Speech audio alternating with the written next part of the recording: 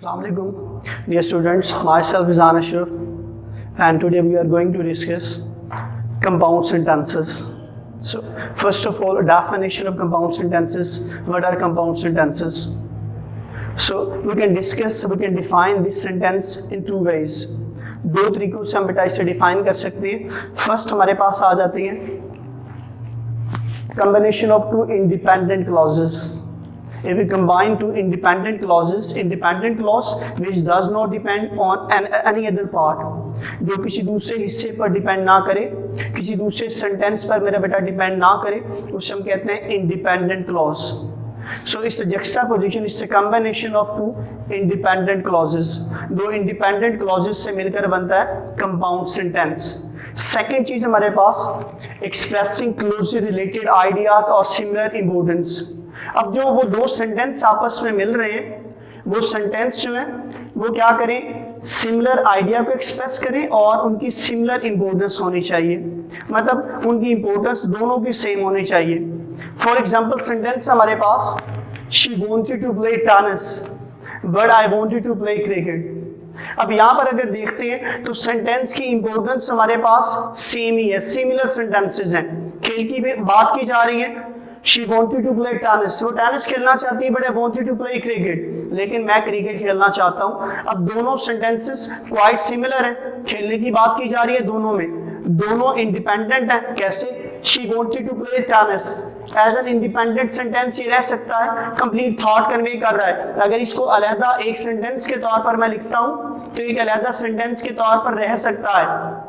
She wanted to play tennis, आपको बात समझ आ गई, कंप्लीट थॉट कन्वे कर दी इसने. I wanted to play cricket, मैं क्रिकेट खेलना चाहता हूँ, तो इसने कंप्लीट थॉट जो वो कन्वे कर दी. ठीक है, तो कंप्लीट थॉट कन्वे करें और दोनों की इंपॉर्टेंस सेम ही हो, और इंपॉर्टेंस भी सेम है, सिमिलर आइडिया कन्वे किया जा रहा है, दोनों में खेलने की बात हो रही है. नेक्स्ट हम लोग चलते हैं, यहाँ पर हम तीन क्वेश्चन जो पूछ सकते हैं. इस एक सेंटेंस की वजह से तीन सवाल पूछे जा सकते हैं. पहला सवाल, does each clause contain subject and verb, क्या हर क्लॉज में सब्जेक्ट और वर्ब होता है? जी. इसका जवाब हमारे पास यस ही होता है, क्योंकि क्लॉज की डेफिनेशन क्या है? Clause is a group of words containing subject and verb, जिसमें सब्जेक्ट और वर्ब मौजूद होता है और एक कंप्लीट थॉट को कन्वे करता है वो. सेकंड क्वेश्चन हमारे पास पूछा जा सकता है, can each clause stand alone to express a complete thought, क्या हर सेंटेंस अकेले सेंटेंस के तौर पर रह सकता है? तो इसका जवाब भी हमारे पास यस ही है. क्यों?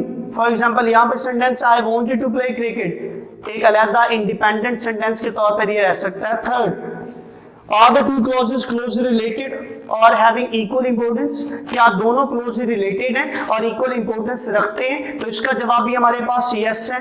किस तरह?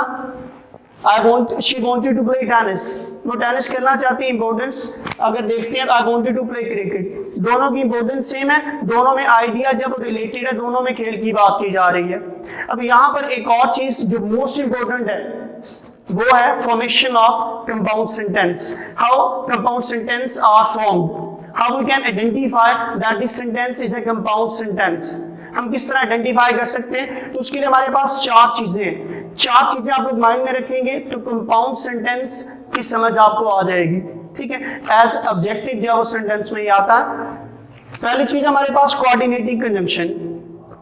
If two independent clauses are joined by coordinating conjunction, अगर कोऑर्डिनेटिंग कंजंक्शन से जुड़े हो. अब कोऑर्डिनेटिंग कंजंक्शन की मैं बात करता हूं तो उनको याद करने का एक आसान सा मेथड, एक फॉर्मूला क्या है? Fan boys.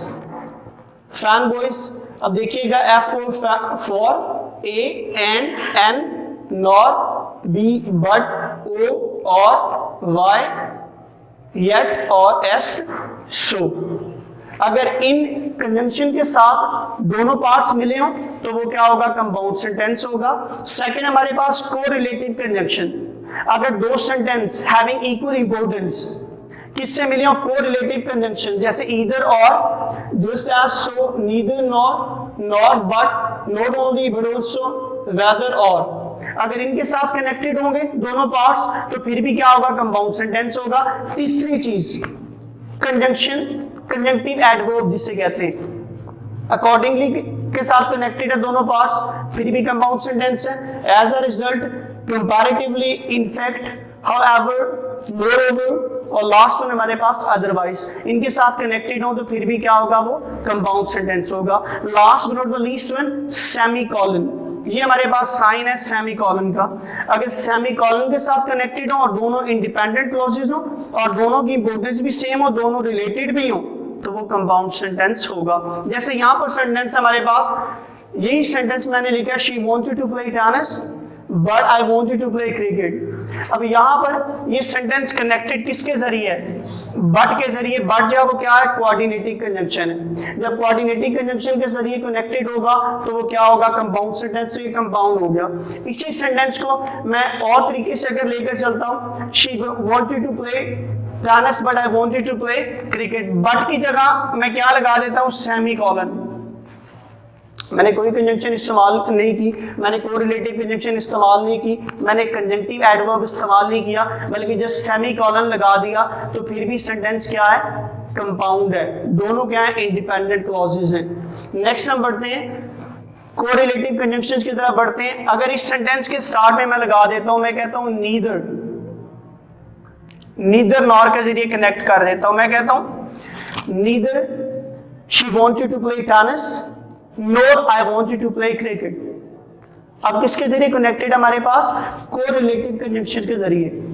Neither she wanted to play tennis nor I wanted to play cricket. अब नीदर नॉर के जरिए कनेक्टेड है दोनों, तो फिर भी ये क्या, कंपाउंड कंजंक्शन, ये कंपाउंड सेंटेंस है हमारे पास। Next, last but not the least one, हमारे पास कंजंक्टिव एडवर्ब। और कंजंक्टिव एडवर्ब के जरिए कनेक्टेड होगा, फिर भी क्या होगा, कंपाउंड सेंटेंस होगा। फॉर एग्जांपल मैं कहता हूं she wanted to play tennis, as a result I wanted to play cricket. अब एज अ रिजल्ट हमारे पास क्या, कंजंक्टिव एडवर्ब है। अगर इसके जरिए कनेक्टेड होगा, एज अ रिजल्ट मैं लिख देता हूं यहां पर, as a result I wanted to play cricket, तो फिर भी ये क्या होगा, कंपाउंड सेंटेंस होगा।